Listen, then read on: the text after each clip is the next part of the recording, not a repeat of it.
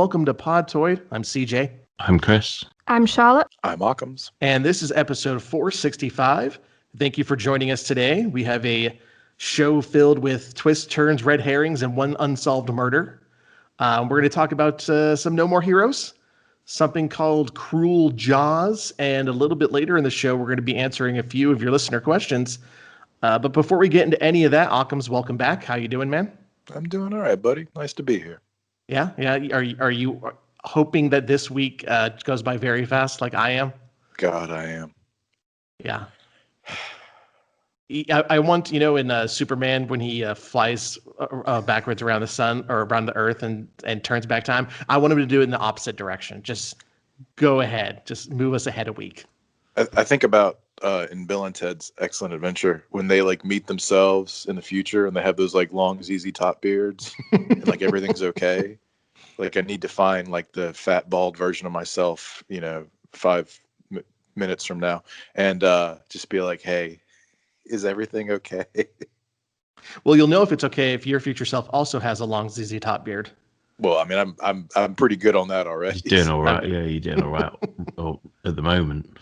I'll tell you what. I know I've talked about it on this episode or on the show a few times in the past, but here in California where I live, the smoke was just awful. Last week when we were recording the show, I couldn't go outside in the morning because it was just awful, just terrible smoke and haze. After the show, the wind started to pick up, cleared it all out, and it's really good that it did, because it got bad. It got so hazy and smoky, and it was so thick that you'd think I'd moved to Silent Hill. That is how thick it was. And then for a second, I thought, maybe my town did just turn into Silent Hill. I mean, we have 42 churches here. Surely one of them is a cult that just sacrificed a young girl to the blood god Pazuzu or whatever that game's about. And I started to think about it. There are a lot of similarities between my town and Silent Hill. Our roads are heavily damaged. There's only ever one cop around here at all times. And it's also a hellscape from which there is no escape. We even had a car accident here just this week where the young daughter Cheryl survived, and sadly her dad died. But don't worry, we have a very reputable clinical psychologist in the old office in the lighthouse. So that'll all work out. Wow, that sounds pretty close. It's very similar. But then the more I looked at it, I realized there are differences too. For instance, we don't have a Diner 52. We have a Denny's. When Sean Bean came to our town, he did die, so that's a big difference. The real Silent Hill couldn't kill him, but boy, we did. We do have violently demonic dogs here, but they're all poodles, and that's just their natural state. So I think that's, kind of a wash. But really the biggest difference is that in Silent Hill, there's a guy with a pyramid on his head who walks around fucking bondage nurses. Whereas here we have a guy with a tetrahedron on his head who fucks clown pharmacists. So, it's not quite the same. There's enough differences. I think we're adjacent to Silent Hill. So we're more just a sister city of it, Quiet Mound. So this new job for the tourist board, that's going okay for you, yeah? Yeah. Isn't with Silent Hill in your town, aren't they similar in that there are no black people in either? Correct. Yes. I think the only person, I can't say person of color because we have a lot of Native Americans here, but the only black person I have seen in town works with me at my real job. So no one else. It's basically just white people in cowboy hats for the rest of the population. Yeah. You're like Diet Arizona. Yeah, exactly. We also have a very angry populace, but it's just people waving Trump flags. So yeah, thank God all that fog cleared out. Now I know I'm not in Silent Hill and I'm just in some other hellhole I need to escape. Maybe Raccoon City or something. Can I just mention that I was involved in a I don't know why I'm talking as if I'm being very shy, but I was involved in a speedrunning marathon this weekend, which unfortunately will be over by the time this gets released. But it was to raise money for the I think it's called the California Fire Foundation. Okay. So it was called Calathon, and it's usually based in California, but because everything's online at the moment, I had the ability to do some hosting shifts, and I'm not sure how much they've raised, but this morning in Europe time, it was like $2,800 so far. So it was really good to be, involved in raising money for that good cause. I did think of you, CJ, when I was doing my hosting. And I'm sorry to interrupt, but the California Fire Foundation, why would you support a foundation that's for the fire? We did say this program was going to be full of plot twists, right? Yes, we did.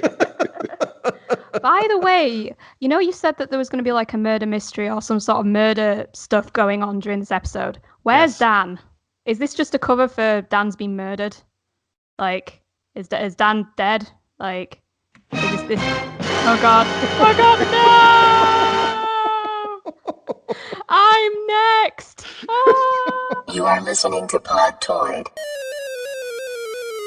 All right, let's go ahead and get talking about games. And Charlotte, we're going to start with you. What is Duolingo Through the Ages?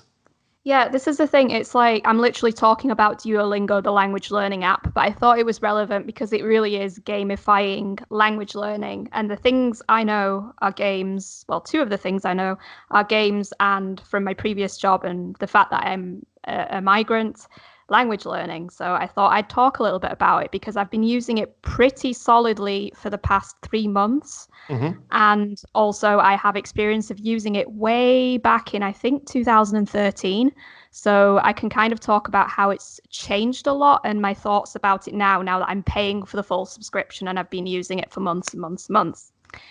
So I'm using Duolingo to relearn French. I learned French at school. I got fairly good at it. I've never been confident speaking foreign languages, and I'm still struggling to force myself to do the voice practice in Duolingo. I have that turned off at the moment, but I was pretty good at reading and writing, and because the English school system is rubbish, at some point I had to choose whether I wanted to learn French or learn German, because what is the point in learning languages if you speak English? There is no point, apparently. I basically, I feel like a lot of migrants will sympathize with this feeling that if you know a lot of migrants who know 5 or 6 or 7 different languages and you only know 2, you're like, oh my God, I'm the thickest person on the planet. I must learn a 3rd language. And for me, I can't get into learning something from scratch. And I thought, well, I should relearn French because it's really useful for various reasons. It would be a good language for me to learn. So that's what I'm learning now with Duolingo. And it's effective. Yeah, And I just so back in 2012, 2013, I did dabble with relearning French already, and it was very good, but it was very rudimentary. It was like, basic writing exercises, still a little bit of, I consider it fairly gamified because it's like matching bits of sentences together, but it really was just a few exercises and you very quickly hit a limit. But I've been doing Duolingo, like 2020 Duolingo, for 3 months, and I'm going to be at it for another 3 months because the French course is extremely well developed. And not only that, but it integrates so many different things. There's a stories mode where you can go through the stories of these characters that they've invented, and you can sort of follow the stories of, this man and his son and these 2 friends who are teenagers. And, you go through the stories and you complete the sentences, and through that you learn French vocabulary. They've also got a podcast. And way more exercises than they did back in 2012, 2013. I'm not 100% sure how much value the paid version adds. I pay for it because I think that Duolingo is providing a very good service, and I do want to throw a bit of money their way. They do have paid quizzes, which I'm not too convinced that they do much for me, to be honest. And also you get more lives if you pay for it, which that does come in handy because I do fail quite a lot as I'm going along the more difficult courses now. And the fact that I can retry when I'm in the mood to just learn French for an hour is really good. So, yeah, if you're considering, a lot of countries are going into second lockdown now, or a version of a lockdown, and you might be considering, like, don't put yourself under pressure to do extra stuff, but if you do want to learn a language or do something like that, you can't really go wrong with Duolingo as a starting point.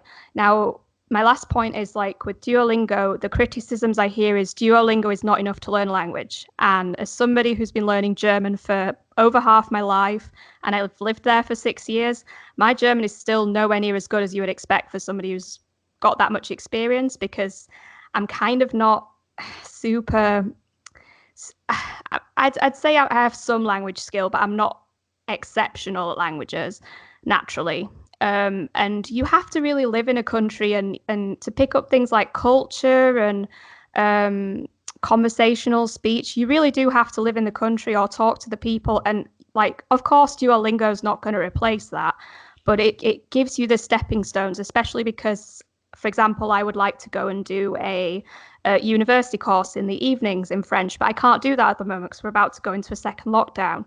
So it's really a very good building block, and I definitely think it plugs into that center of your brain that's game, like the game reward thing, which is why I sort of wanted to talk about it today. It's a really good way of turning learning languages into a game, and I think it's really important nowadays to value language learning. There's a lot of devaluing in the looking at you English education system of languages. So, yeah. Well, I have to say, when you said that you were learning a third language, I found it amusing, as I live in the country where people barely speak one language, and they don't speak it that well. But this was actually really informative because one of the things I was looking forward to do next year was learn another language, and so I've been looking at Duolingo, and I've been looking at Rosetta Stone as well. I think they have a $300 unlimited language subscription pack. So I may have to take another look at Duolingo. Although I will say, if I wanted to learn French, according to the Crepes of Wrath, all I need to do is just go be a slave worker in a winery for a week, and then I'll have perfect French. Are all you guys like learning these languages now because you're trying to keep up with my foreign language intros that I've been doing on this show? Is that what it's really all about? That's really what it's all about, yes. All right, let's go ahead and move on to myself. This week, I am currently playing Bugsnax, but I can't talk about it yet. I'm just giving you a preview of what I will talk about on next week's show, which is Bugsnax, the bugs that you eat because they're snacks. But another game I've been playing this week is No More Heroes for Nintendo Switch. I've been a fan of this series since it debuted on the Wii. I've traveled with Travis through all of his trials and tribulations and watched as he's grown from this weebish pervert into a superhero of his own right. It's kind of a bit jarring to see the character that he's become in Travis Strikes Again and then go back to the first game where he's just some otaku who's creeping on Sylvia. I also kind of forgot how quickly this game just throws you into the action with very little setup to how a guy who lives in a motel could afford to win an internet auction for a goddamn laser sword. But anyways, I'm reviewing both this one and Desperate Struggle for some time this week. Haven't been able to dive into Desperate Struggle yet, so look forward to my thoughts on that in my review. What I can say is I remember playing these games from before, back on the Wii, and I prefer the sequel. I like Desperate Struggle, even though Suda51 didn't direct or write it. I think he just produced it because he was focused on Shadows of the Damned at that point. That one did not really work out for Grasshopper, but anyway, I like the sequel because to me it cut out a lot of the fat, or at least what I thought was fat. I will say, jumping back into the original, I find it strange how I don't mind the quirks of its open world. I mean, it definitely fucks with the pacing of the game, but there's something engaging about doing the mini jobs here. Like watching this assassin in his full jeans and leather jacket mow the lawn like a crazy person. Puts a huge smile on my face. I had to mow the lawn as a kid. I would never do that in long pants, let alone a goddamn leather jacket. I take it you didn't have a ride-on mower, no. No, our lawn was too small for a ride-on mower. There are two obvious differences between the Wii original and the Switch ports. That is the controls and the graphics. For the graphics, everything here looks exceptionally clean.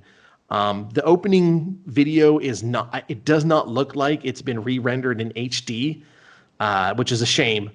So I had worries about the game when I was watching that because this does not really look that good. This just kind of looks the same as it did back on the Wii, although with a 13-year difference in time from its release to now. So, something that looked acceptable to me on the Wii probably doesn't look acceptable to me now.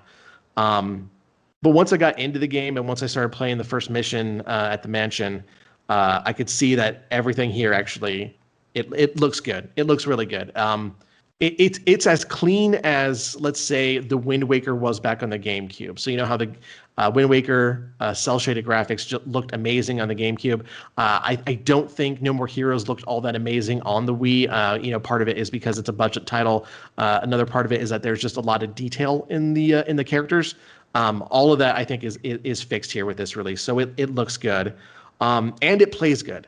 I have not checked to see if it has motion controls yet.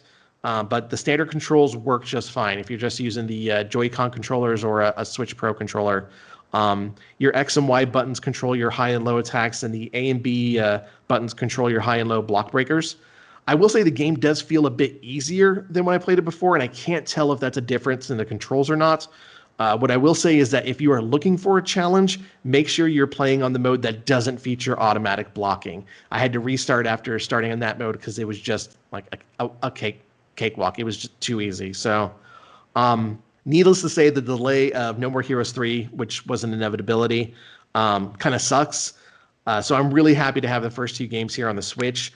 I hope they're able to find an audience that they weren't able to find on the Wii, though I will say, given the popularity of Travis Touchdown, I think this is a niche series with a larger audience than I give it credit for. So the thing that I'm like a bit nervous about with the revisiting No More Heroes is that like I feel like the character of Travis Touchdown, this is not like, how do I describe it? Just in general, I feel like it was funny back then, but maybe he's become a bit gross now. I think it's probably because I'm, a cis-het woman of a certain age, and by now I've had like 4 or 5 boyfriends or dates that are carbon copies of Travis Touchdown. Because, that sounds terrible. Yeah, but like if you're a girl who likes games and you date guys and they like games as well, you're probably going to come across quite a few Travis Touchdowns.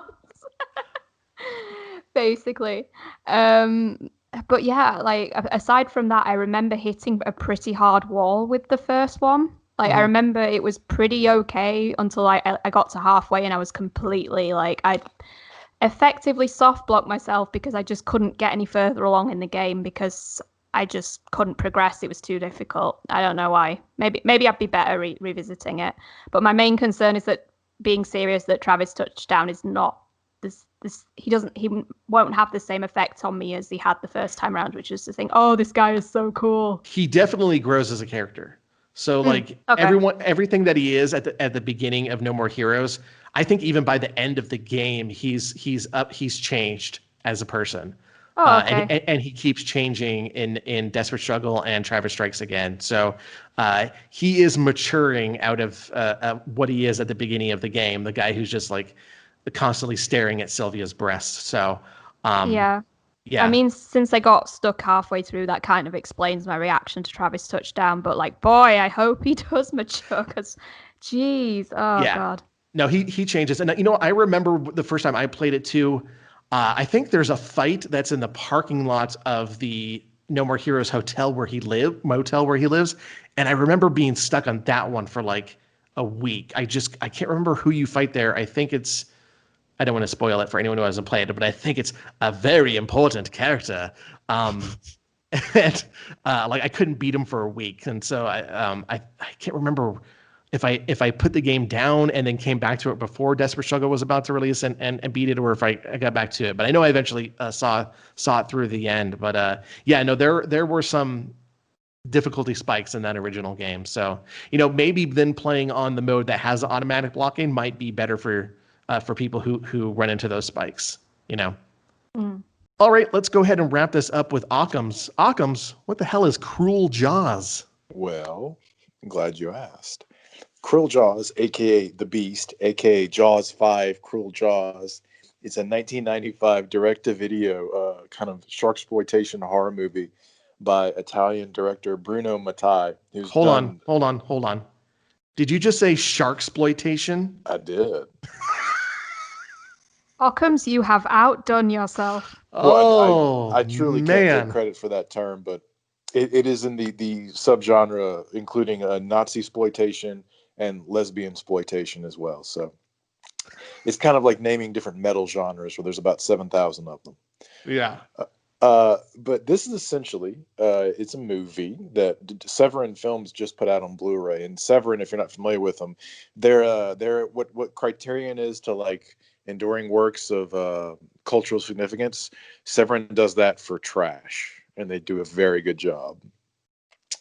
And so yeah, Cruel Jaws is the plot of Jaws, pretty much beat for beat. Only filmed in Florida with amateur actors. Okay. And a lot of the shots of the shark are reused from other movies. And it's not always the same species of shark that shows up. This was like recommended to me on a whim, and so I was like bored one night, and was just like, fuck it, I'll put it on. And I fell in love with this movie. It's just so piss poorly acted. It's poorly shot. Some of the deaths are nonsensical. I can't recommend this movie enough. If you like stuff like Samurai Cop or Shocking Dark or Troll 2, any of that kind of stuff, this movie is absolutely for you.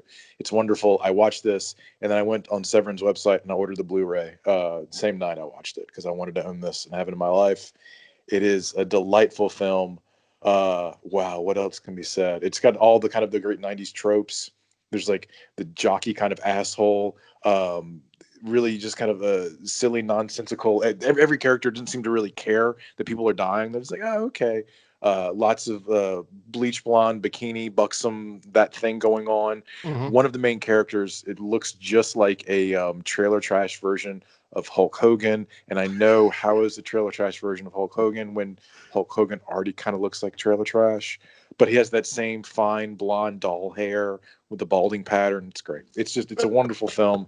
I highly recommend it. 10 out of 10. Now I have to ask, is there a mayor who keeps telling people to go back to the beach? Yeah. So the whole thing is the town is having a regatta. That's apparently like, I know, that's apparently like the big moneymaker for the town for the summer.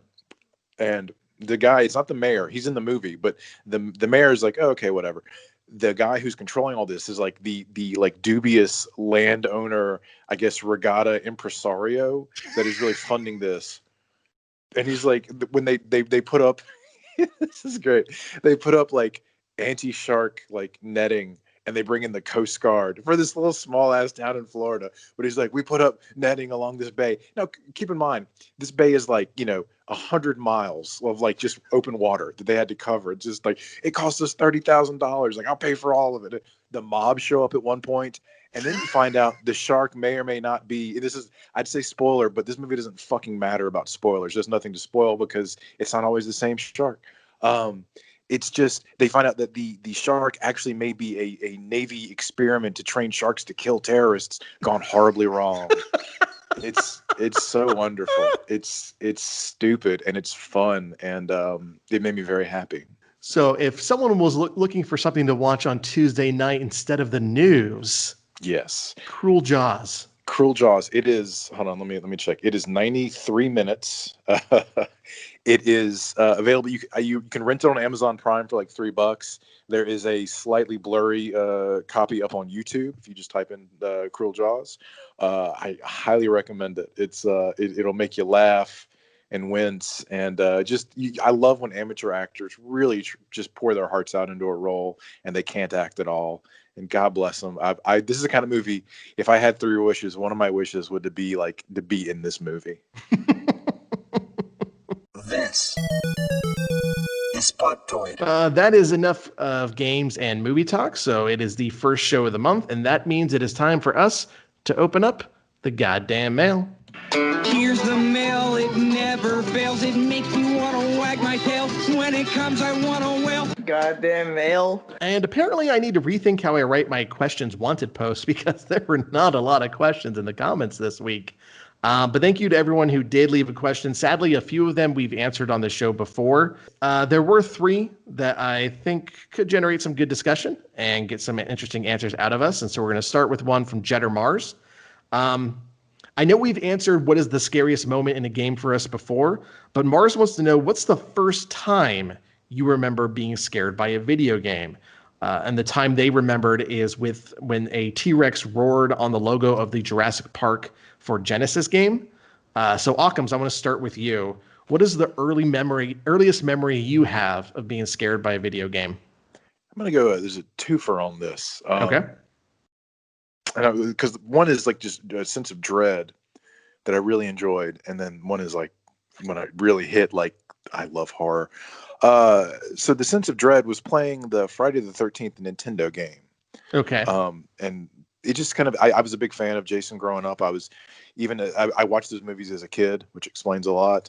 Shout out to latchkey parents, or latchkey kid rather.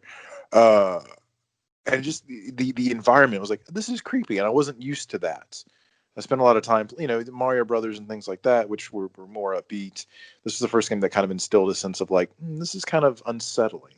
I didn't have the word for it then, but it made me feel something, kind of a little tickling sensation in the back of my neck that I really quite enjoyed. My first oh shit scare was first Resident Evil. I went to Blockbuster, and my father, God bless him, a couple martinis in him, rented me a PlayStation console. He used to be able to do that, kids, and Resident Evil. And we took it home, set it up, and I was able to jump into that game. No memory card, by the way, so I just would play and pause it, and I didn't know what I was doing anyway. But I was blown away, the music, the atmosphere, everything. But what really got me, two scenes. One, the first time you see a zombie when it's eating, what's his name? Not Kenneth. That's on the balcony, but your buddy. And then, of course, the dogs jumping through the window. It was a jump scare, but it was so effective. And it kind of showed you that, yeah, there are these zombies, but there's also going to be other elements, faster elements, that danger can be in any hallway or corner. And I had the lights off and was playing by myself. And it terrified me in such a wonderful way. So those two moments really kind of, They really were very informative of my, how I would go about enjoying games in the future. And a lot of ways, I'm always chasing that kind of high that I got from those, to being scared and being in really creating that atmosphere that was so fun for me. I will say the dogs jumping through the window has to be the most effective jump scare, perhaps in all of gaming. The nice thing about it is I hate jump scares usually because I find they're cheap. And that a lot of movies use them because they don't know how to actually scare you. It's because a jump scare isn't scary; it's startling. Yeah, and that's a natural reflex rather than like a deserved kind of like I'm scared of this. No, just just fucking it's like a bug flies in your face. You're startled. But it was truly scary because it just truly was. It really just set a tone and created kind of tension. I loved it. Just absolutely loved it. Yeah. I mean, especially when you consider that Resident Evil, for most people, is the first survival horror game they played. And so you're so unfamiliar with what will become the norms of the genre that, as you said, those dogs jumping through that window, startling you, and then coming to attack you really sets up the idea that you don't know what you're going to face in every room of this mansion. There, anything could come from anywhere to get you. And from my experience, it did. Yeah. It was really wonderful. Really, I guess that's one of the reasons it's, when these kind of conversations are had, it's almost always brought up. Someone mentions the dog scare. Yeah. Chris, do you have an answer for this? For me, when I first started playing with games, when I was very small, it was more of a concept that scared me. I wasn't a fan when I was a little kid. I wasn't a fan of speech, like digitized speech in video games, which mostly was kind of in arcades, but like Commodore games and stuff had it as well. And obviously digitized speech was so kind of fuzzy and kind of badly rendered and loud in those days. And it wasn't so much that I was like, the computer's talking to me. It's just, it always sounded so unnerving. Like it just always sounded so creepy. And it was kind of one of those elements, like with a lot of early horror video games, where somehow the limitations of the technology made it scarier, like allowed it to be kind of creepier. Like a video game talks to you now and it's just like, it's just a CD or whatever. But back then, when they tried to get this like rudimentary talking out of computers, it was always creepy as fuck. So like a lot of arcades like Rolling Thunder and Sinistar and stuff, as a kid, I used to be really creeped out by the speech in those games. Probably the best example is Impossible Mission on the Commodore 64, which has like the kind of the final boss mocking you as you play through the game in like a booming voice, and a load of kind of lines that are famous, like the stay a while, stay forever line. And there was a really long death scream if you fell down a hole. And yeah, when I was a kid, that stuff used to really kind of creep me out. I didn't like it. And then, it's a cliche, but these things are cliche for a reason. In terms of later times, the first time a video game made me jump or scared me was the dogs in Resident Evil. And I think, we've already talked about this, but there's a reason this is a cliche. It's because it was the first time a game actively and effectively utilized horror elements the way films do and put them into a video game, and at least it was kind of played widespread. And as you said, CJ, that dog corridor scene happens so early in the game that it kind of basically says to you, like, by the way, something might make you jump in every single room of this game.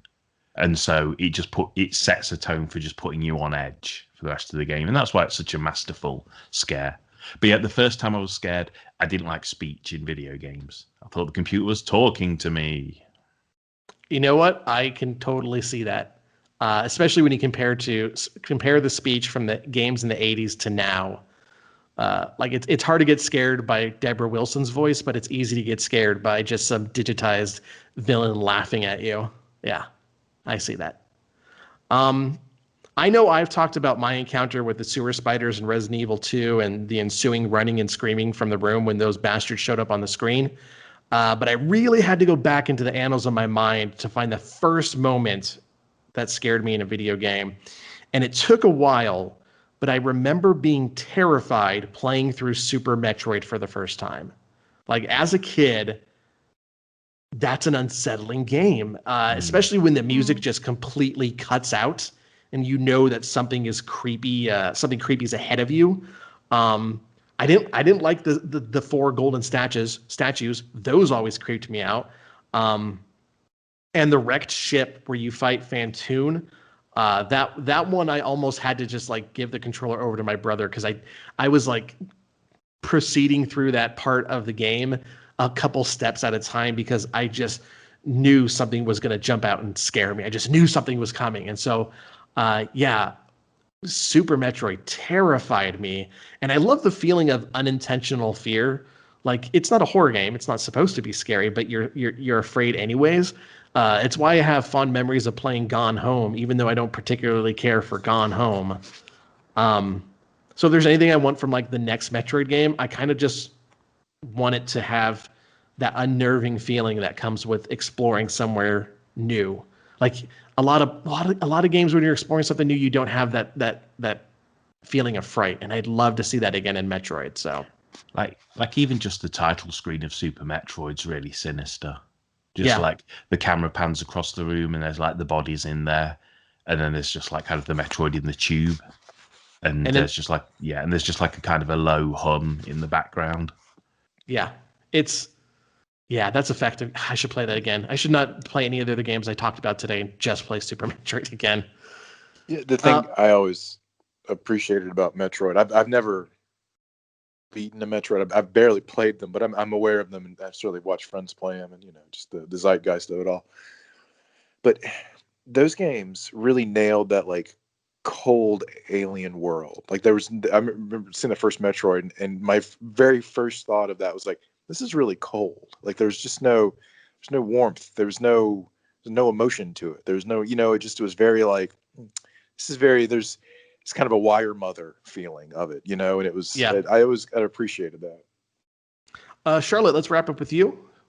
Yeah, I'm going to take a different tack to the rest of you. And I promise I'm not trolling you with this. Genuinely, Rugrats Search for Reptar for the PS1.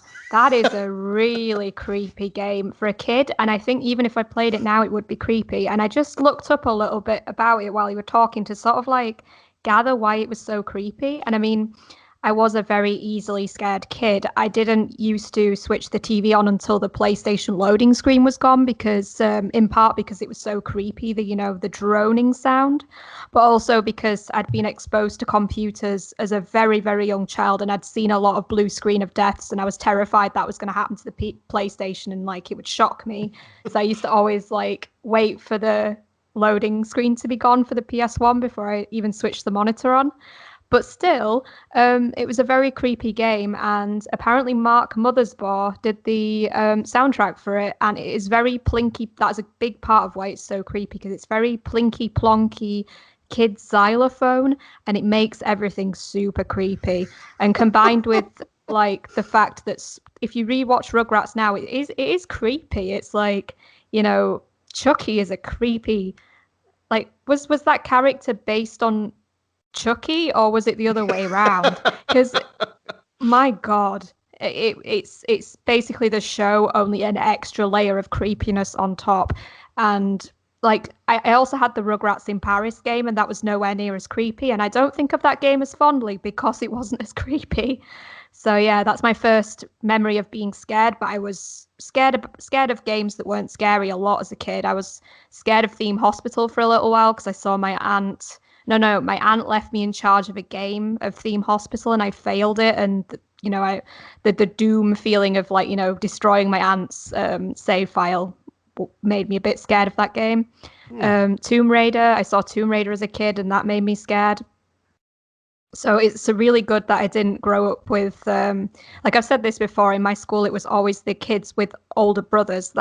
I know it's a bit old fashioned, but that's how it was back then. It was the kids with older brothers who played things like Resident Evil and Silent Hill. And so I never got exposed to that because my role model was my aunt who played things like Sonic and, Theme Hospital and Theme Park and things like that. So I'm kind of glad I never got exposed to that because that would have probably traumatized me back then. I was really, really sensitive to stuff like that. I mean, if you can be scared by the search for Reptar, then yes, I'm sure Resident Evil would have destroyed your child mind. I mean, just like the first 30 minutes of it are on YouTube. There are long plays of it. Check that shit out. It is horrifying.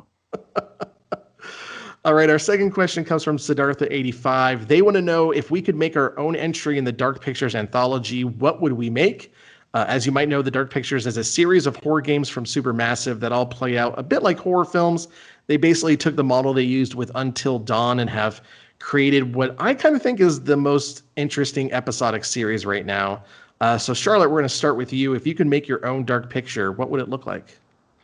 Just before I say it, I want to say that I've actually downloading it, or I was downloading it in the background today, and I'm really excited. I'm going to play it straight after we've recorded the next one. So nice. Woo! I think a good route to go, given it's a very relevant sort of situation, is somebody who's living in an apartment alone. Thinking like going along the lines of Silent Hill 4 and like, Henry Townsend is in his apartment by himself and then creepy things start happening. Maybe something along those lines might be quite interesting. Or if they really want to scare you, the next episode can star Tommy, Phil, Lil, and Chucky and Angelica. Oh, you're not going to let that go, are you? Never. Occams, let's go to you next. So I, for years, thought it'd be really cool to have a horror game or horror story based in like a Chuck E. Cheese. And then Five Nights at Freddy's came out? And then Five Nights at Freddy's came out. And I don't like those games. They're not bad. They're just not for me. Yeah. About controlling doors. I don't fucking know. It's not scary to me. But I was thinking about this. So we like night walks. We take them in the neighborhood. There's a greenway path we walk, all kinds of stuff. We listen to podcasts, and a good night walk with a horror podcast on, it's really pleasant. But I would love to see a game, and it's like a very simple premise that people just go for a walk in their neighborhood. A neighborhood they've known for years and years and years, night walk, and it's clear skies. But as they it's almost like a Crouch In thing, the Stephen King short story, where the neighborhood sort of, as they're walking, it gets a little bit, something's a little off, and things start to transform until it's a very different kind of neighborhood, and they have to figure out how to get back. Because I really like the idea of just the simplicity of I'm gonna go for a walk at night, and then things go terribly wrong. But it's not. There's no like weirdo zombie things. It's all I like a little more Lovecraftian type horror, something like that. I think that's what I would like to see. That's obviously the skeleton of the plot, but that's kind of where I've been thinking. Okay. Chris, do you have an answer for this? There's supposed to be about 10 of these games coming out, right, or something like that. I believe so. Yeah, it's 8. And it'd be cool to maybe go to some real-time events, but the kind that we don't often get horror based in. So maybe they could set one in like World War One or something like that, like in the trenches, or just like out or maybe in Vietnam or something like that. But so you could still have the same. You could still have the games work the same way. I'd also really like to see one that's kind of Hammer horror style that almost looks like kind of Victorian London or something like that. But I think what I'd like to see from that franchise more is just a transition away from like teens in trouble from like an ancient spirit, and more towards let's just actually go to different time zones, or let's go to these kind of world events that you don't naturally associate with paranormal horror, and insert paranormal horror into them. Not a bad idea. I think that sounds like a really cool idea, actually. I really like that. So my idea is this, and just bear with me on this one. So the game takes place in Poland, and you are following a group of 6 friends who are all programmers for CD Projekt Red, and they'd like to go home early for the day. So they make a plan to escape the building, but one by one, they're slowly stalked by a robotic Adam Kaczynski who keeps repeating, "All work and no play is the CD Projekt way." And there are many, many horrible sights along the way. Like there's a room that has a decapitated Jason Schreier in it. And then even more scary than that, there's video of Cyberpunk 2077 running on a base model PlayStation 4. Ooh. By the way, that ooh, that's the sound of the fan of the PlayStation 4, just to let you know. I like the idea that it's running, to be honest. And then when they finally get out of the facility, you learn that the building was actually inside of another building, and now they have to start work on The Witcher 4, Witch Me Baby one more time. So, scary. So that novel that you were thinking of writing next month? No, it's this month, I guess. Oh, is it this? Oh, of course, it's November now, isn't it? It's November now. I'm just living in my own personal hell at the moment, so I can't remember. Finally, we're going to end with a fun one from Bomberham. They know we love The Simpsons on our show and wanted to know which Treehouse of Horror segment is our favorite. Dan, who isn't on the show today, left his favorite in the comments, going with The Shinning, which is a very strong choice. Chris, I want to start with you. There's so many of those that are really good, and I've thought of 2, and they're probably ones that I wouldn't be surprised if you guys haven't come up with the same ones. One of them's the monkey's paw episode, which is they get the monkey's paw and they make wishes, but the wishes all have like evil twists on them. So they wish for like fame and money, but they become like too popular and everyone hates them. And it's got that great line: "At first I was bored with their antics and their merchandise. Now I just wish they were dead." And then they wish for world peace, but it means Kodos and Kang can take over the world. And, Lisa, that was a very selfish thing to do. Yeah. Look out, he's got a board with a nail in it. And the other one that I really... Oh, and of course, the best part of the Monkey's Paw episode is that one of my favourite jokes in Simpsons ever is where he buys it from like a mystical Marrakesh market. And then Marge is like, "Where did you get that from?" And he's like, "It was over there." And there's no market stall. And then he just goes, "Oh, no, wait, it was over there." And the market stall's just like on the other side of the road. That's the skit with the frozen yogurt referencing, right? No, Nope. but I'm getting to that. Ah. The other episode that I really like is the Killer Krusty doll episode, which is Homer's got to buy Bart a birthday present, and for some reason he goes to this like witch doctor's store, and he buys in this Killer Krusty doll. And although the Killer Krusty doll stuff is really funny, I really like it. Someone said this thing to evil. The bit that really makes that episode is the Frogurt guy who runs the store, and it comes with a free Frogurt. And he's like, the Frogurt is also cursed. Like, that's bad. But you get a choice of topping. Ooh, that's good. The toppings contain potassium benzoate. That's bad. Can I go now? But yeah, so the Killer Krusty doll and the monkey's paw, and I also like the one where they move into the computerized house, and it's Pierce Brosnan as the house, and it's trying to kill them. But, that's a classic one. Solid choice, Charlotte. Let's go to you next. I mean, I just got a few segments mixed up in my head, and the reason for that is controversial, but I don't actually like the Treehouse of Horror episodes that much because I don't like cartoon episodes that are segmented. I've noticed this with SpongeBob. I've noticed this with Adventure Time. I'd rather just have one long story and maybe a B plot, but not like separated into separate sort of tales. That just, for whatever reason, I just don't like that. But I do have a couple of moments from Treehouse of Horror that I really like. For some reason, Treehouse of Horror 10 and the sort of, I think Ned Flanders is a werewolf and he, like Marge hits him with the car or something.